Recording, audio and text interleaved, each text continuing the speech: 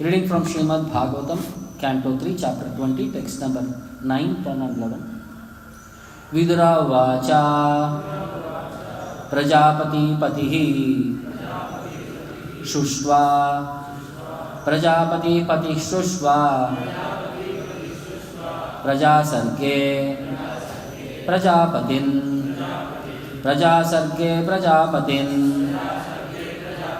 Kim Arabhata Me Brahman Kim Arabhata Me Brahman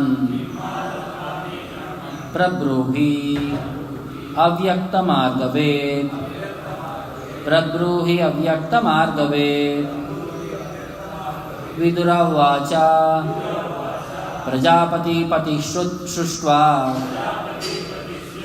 Prajasarge Prajapatin Kim Arabhata Me Brahman Prabruhi Avyakta Margave Vidura Vacha Prajapati Pati Shrushva Prajasarge Prajapatin Kim Arabhata Me Brahman Prabruhi Avyakta Margave Vidura Vacha Vidura said, Prajapati Patihi, Lord Brahma, Shushva, after creating Prajasarge, for the purpose of creating living beings, Prajapatin, the Prajapatis, Kim, what? Arabhata, started, Me, to me, Brahman, O holy sage, Prabruhi, tell, Avyakta Margave, knower of that which we do not know. Translation purport by Vishwaguru Srila Prabhupada. Vidura said, since you know of matters inconceivable to us, tell me, O holy sage, what did Brahma do to create living beings after evolving the Prajapatis, the progenitors of living beings? Please repeat the translation. Vidura said, since you know of matters inconceivable to us, tell me, O holy sage, what did Brahma do to create living beings after evolving the Prajapatis, the progenitors of living beings? Purport by Srila Prabhupada.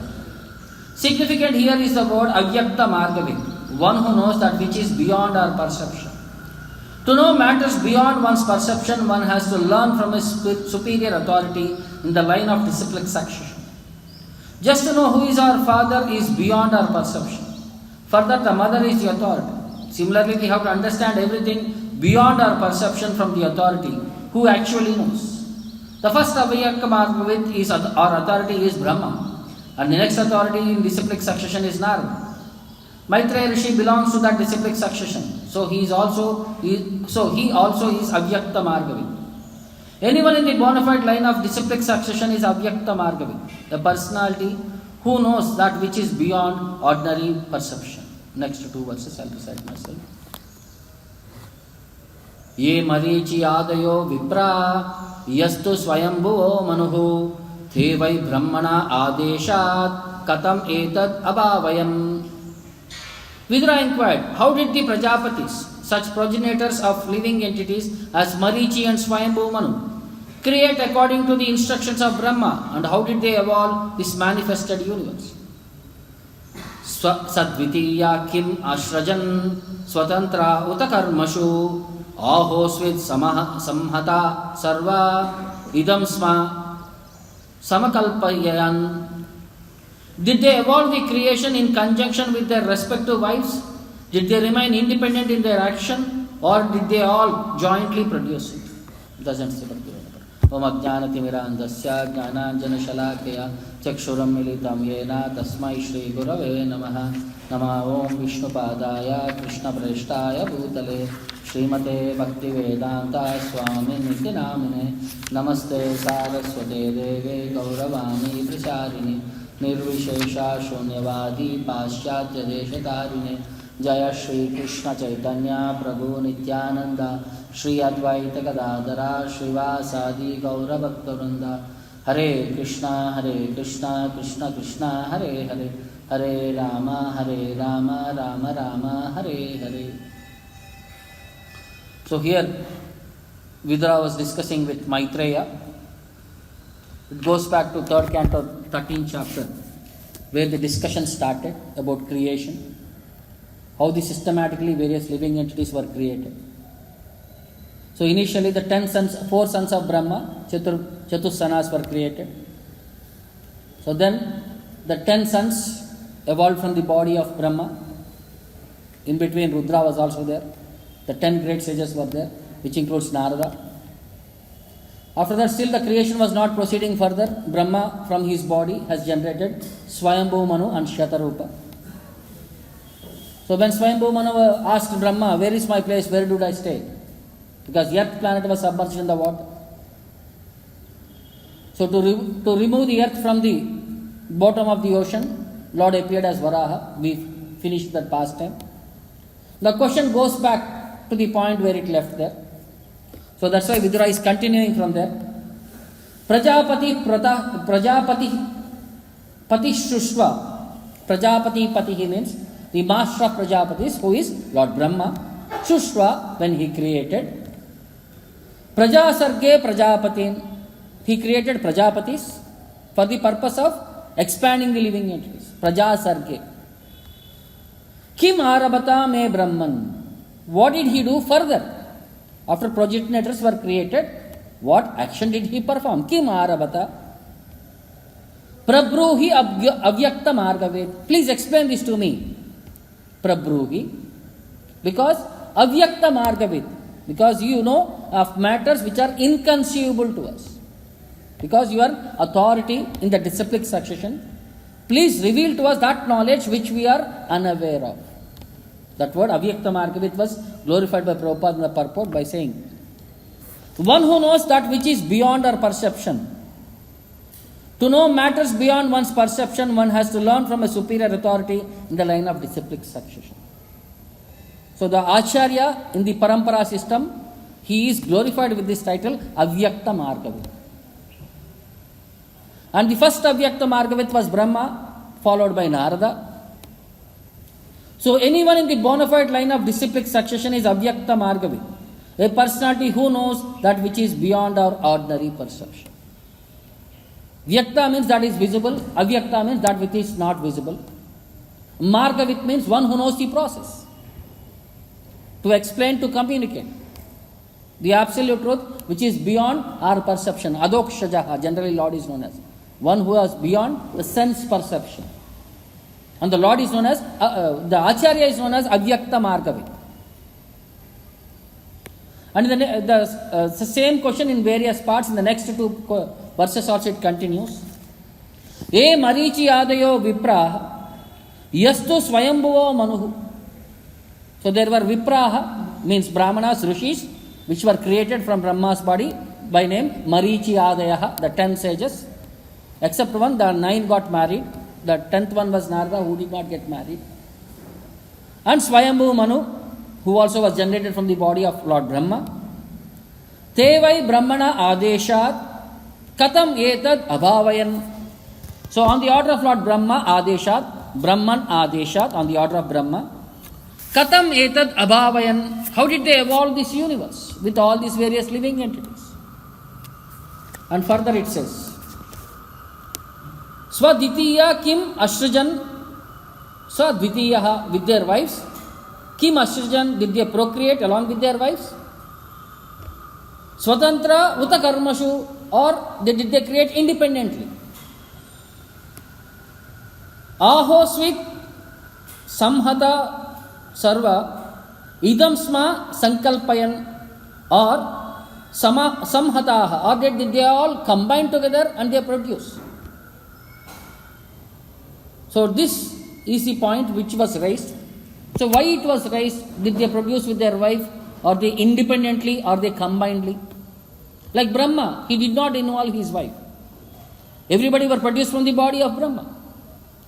So he wanted to know whether these people are same capable like Lord Brahma, that they independently can produce, or as a group did they produce? or did they produce only with their wife? So these were the points that were put forward by Vidura in various perspectives. So to understand spiritual subjects, Chaitanya Mahaprabhu explains in Chaitanya Charitamrita, he says, "Ei kali kale aranahi kona dharma, Vaishnava Shastra ei kahe marma." So in Kali Kala, aranahi kona dharma, there is no other way that you can understand about these religious principles. And there is no genuine religious principles to get into details. So unless they are established by Vaishnavas, Shastras, and Ei Kahe Marma, this is the sum and substance of everything. So unless you understand through Vaishnavas and Vaishnava literature, you cannot understand about the principles of religion in Kali Yuga. Since Bhagavatam is almost at the end of Kali Yuga, at the end of Dwapara Yuga and starting of Kali Yuga, these discussions were initiated off. So they are also very much conscious, unless it is explained by a Vaishnava. Very difficult to comprehend the subject. So Krishna explains in Uddhava Gita, there are different means of understanding a knowledge. And he primarily says 4 ways how people come to conclusions.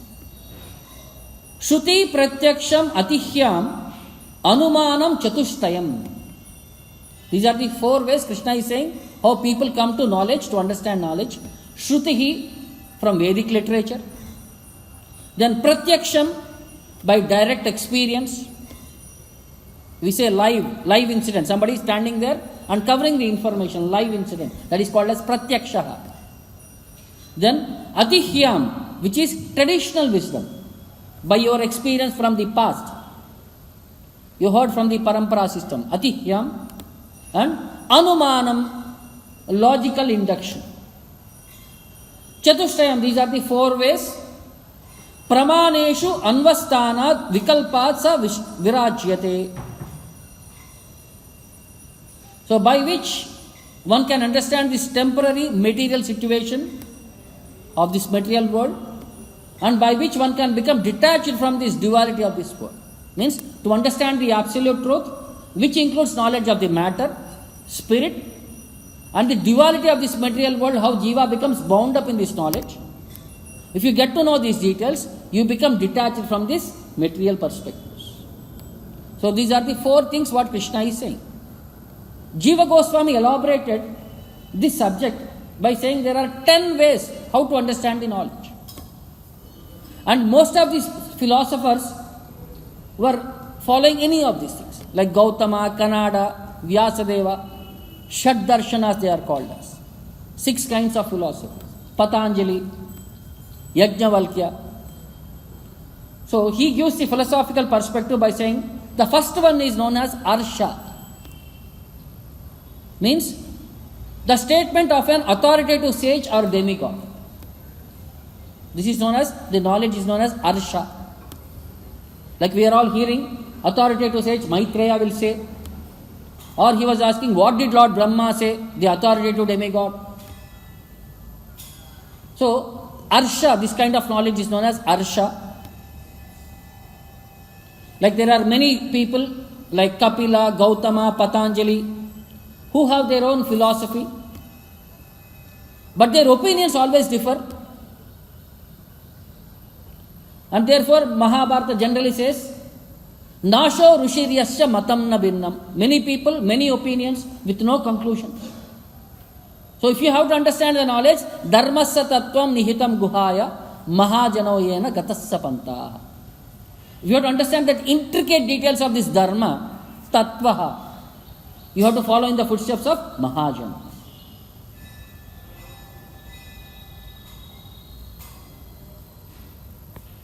So next one was Upamana, means comparison.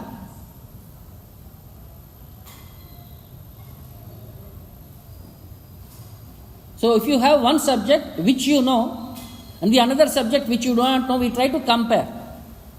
That is known as Upamana.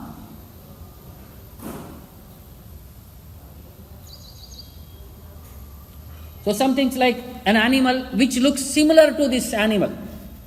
So like we heard cow we have seen. In many places in Bhagavatam we come across a word as Gavaya. It is known as the forest cow. So we generally say a cow means we have a reference. A forest cow means little odd in shape. Little extra tail. Yak. How many have heard of yak? Yak is an animal which stays in mountains of the Tibet and in cold places. Sri Radha Govinda. Where the tail feathers were used. We use the chamara. That is the tail of yak. So some references, okay, this is like a mountain cow. This is known as Upamana. Then the third one is known as Arthapatti, presumption.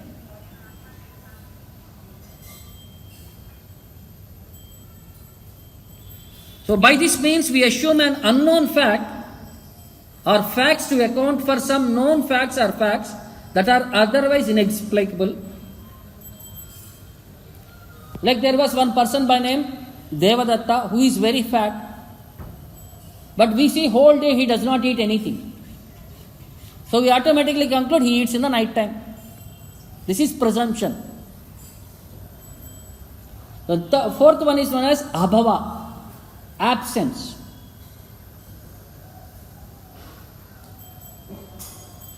So sometimes like we understand in Bhagavad Gita about soul.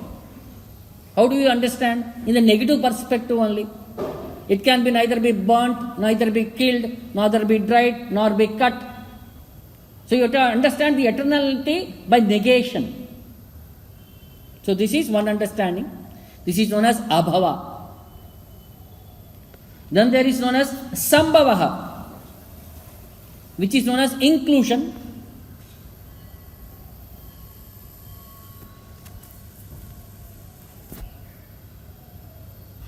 So sometimes like if somebody has $100, he automatically know he has $5, $1, $10 also automatically with 100 includes all this information.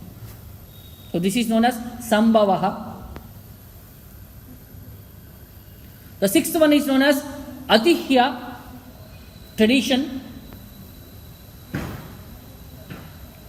Generally it is like a common belief we say, we heard from the ancestors, the traditional perspective.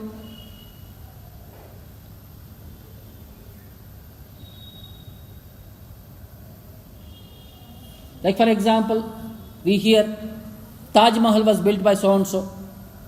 Nobody has ever seen.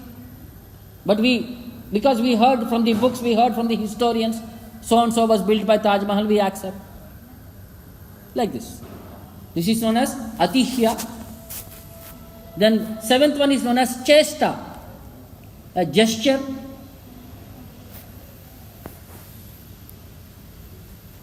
Like we see somebody has some knowledge, we try to learn by seeing him, by understanding his gestures. Like when you try to communicate in Pujari system. So when you purify, not only mantra you say, you use some mudras. So this is by gestures. We understand what he is trying to communicate. Then there is known as Pratyaksha, direct perception.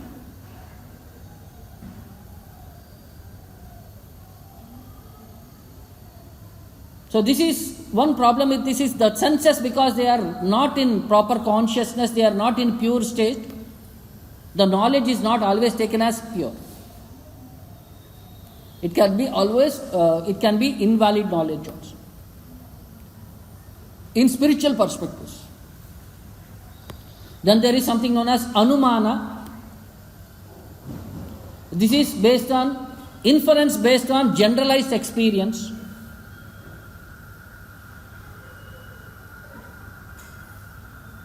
Then the last one is known as Shabdaha,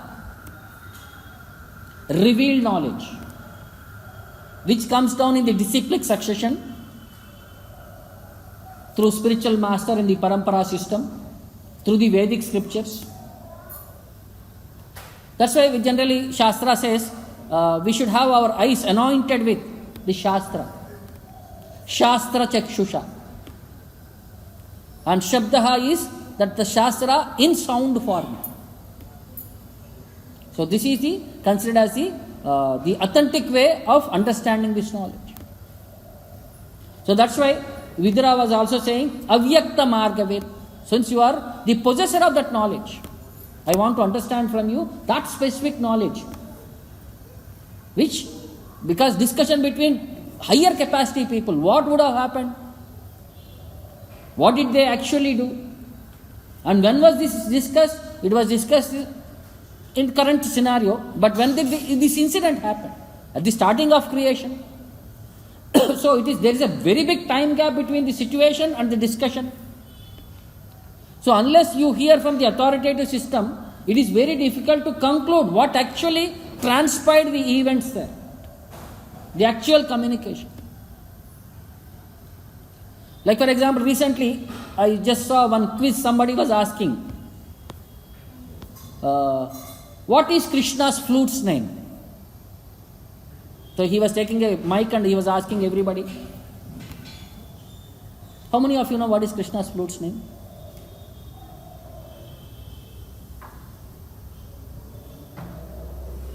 And we are all ardent followers of Lord Krishna and Krishna consciousness. And we have any knowledge about what is Krishna's personal paraphernalia? So Rupa Goswami says, Krishna has 3 primary flutes and 4 secondary flutes. Venu, Murali, Vamshi. And each depends upon the size, their names with the number of holes and the specific purpose for which he is trying to call whom they are used. So Rupa Goswami has analyzed all the personal paraphernalia of Lord Krishna and he gives this specific knowledge to us. He says, the Krishna's mirror is known as Sharadindu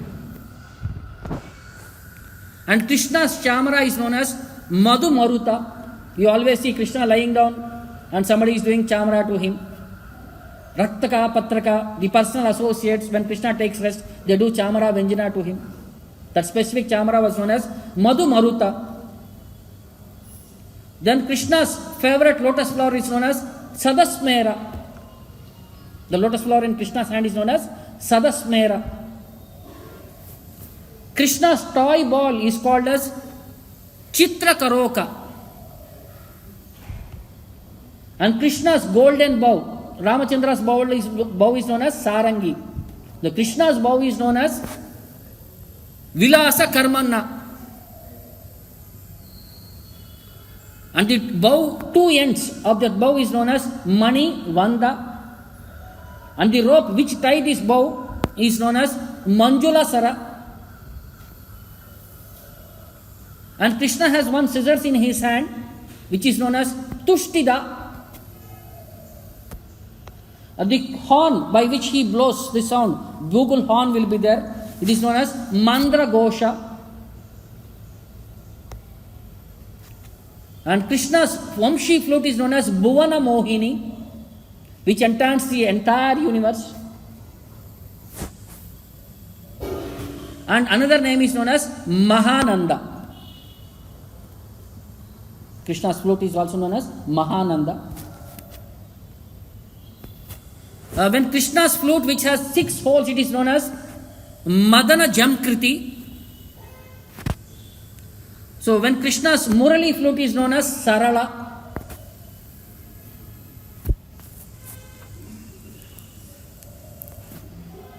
Then the stick in Krishna's hand, we see Krishna holding a stick.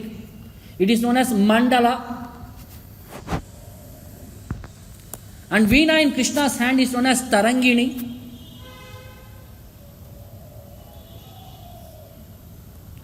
And the 2 ropes he carries in his hand, they are known as Pashuvashikara, because he goes for herding the cows.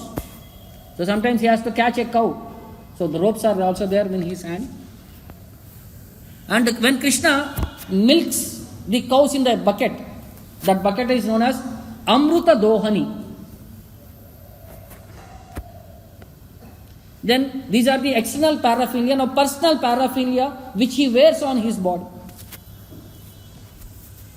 Krishna's armlet, Bajugi, it is known as Rangada.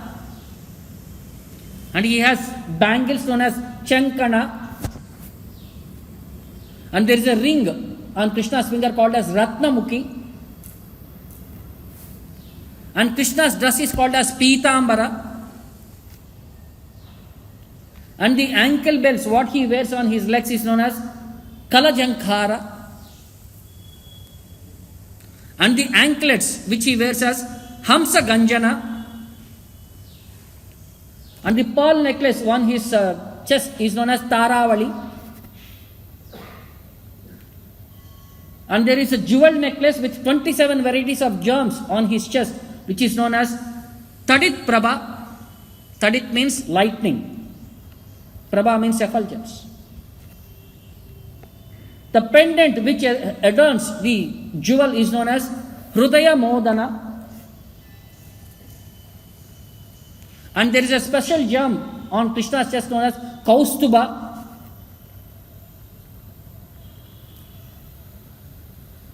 And there are shark-shaped Makara Kundala, which is known as Rati Ragadi Dhaivata. And the Krishna's crown is known as Ratnapara. And if he is wearing a turban, it is known as Chamara Dhamari.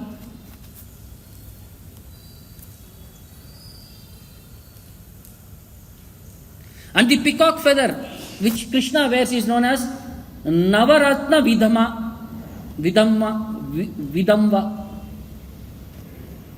And there is a Gunja necklace. It is because the Krishna roams around in the forest. There is a Gunja pearls. So Krishna wears that is known as Ragavalli. And Krishna's Tilaka, it is known as Drishti Mohana. And the garland what he wears on his chest is known as Vanamala.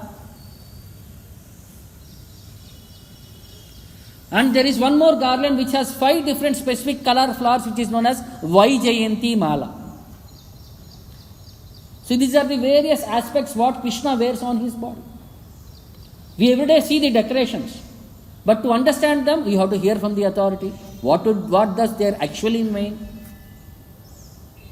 So this is that knowledge what we have to understand from the Shastra, from the Parampara system. So Rupa Goswami has elaborated all these details.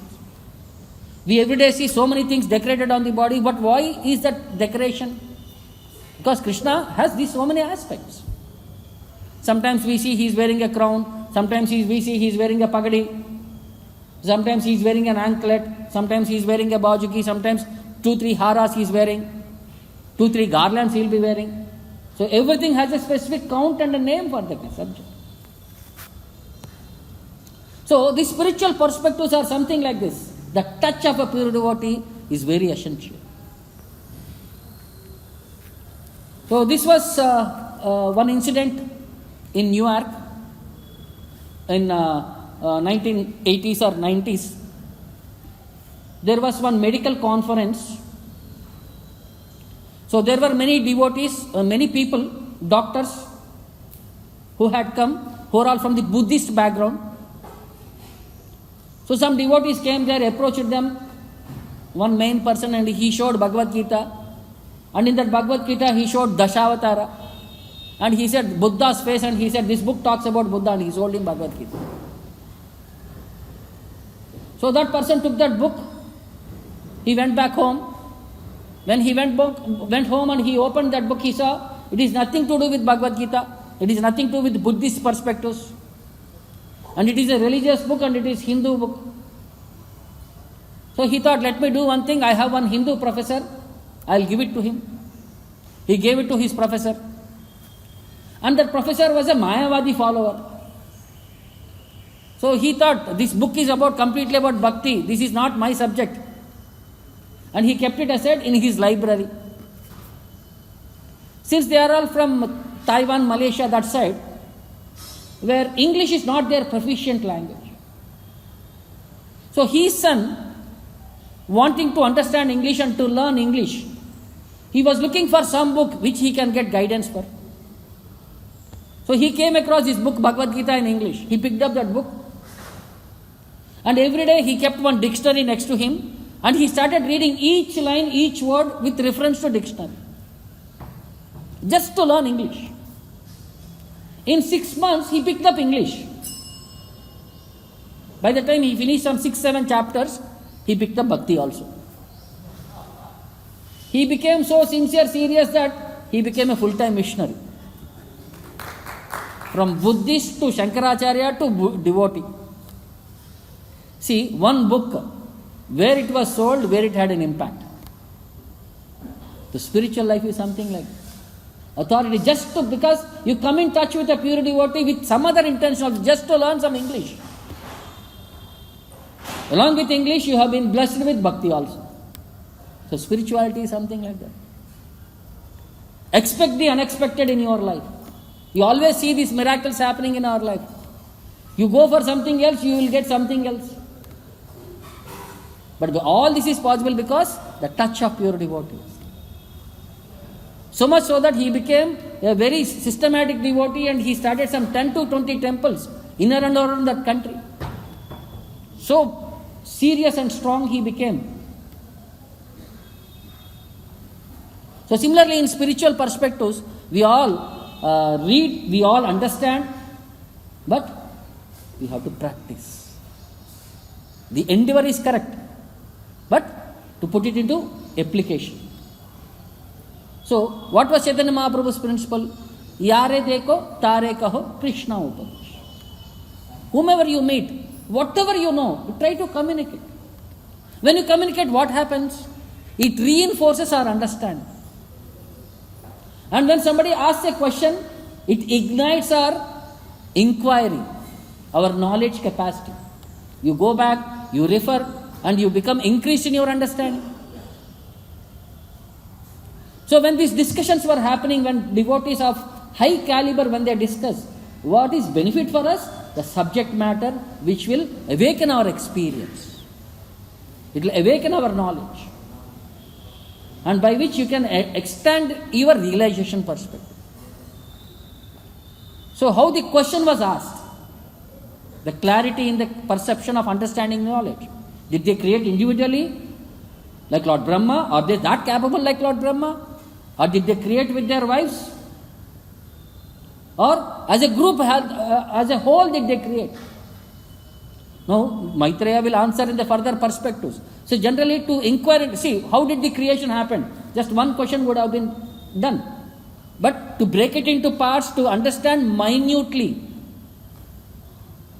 So this is the proper process of understanding the knowledge.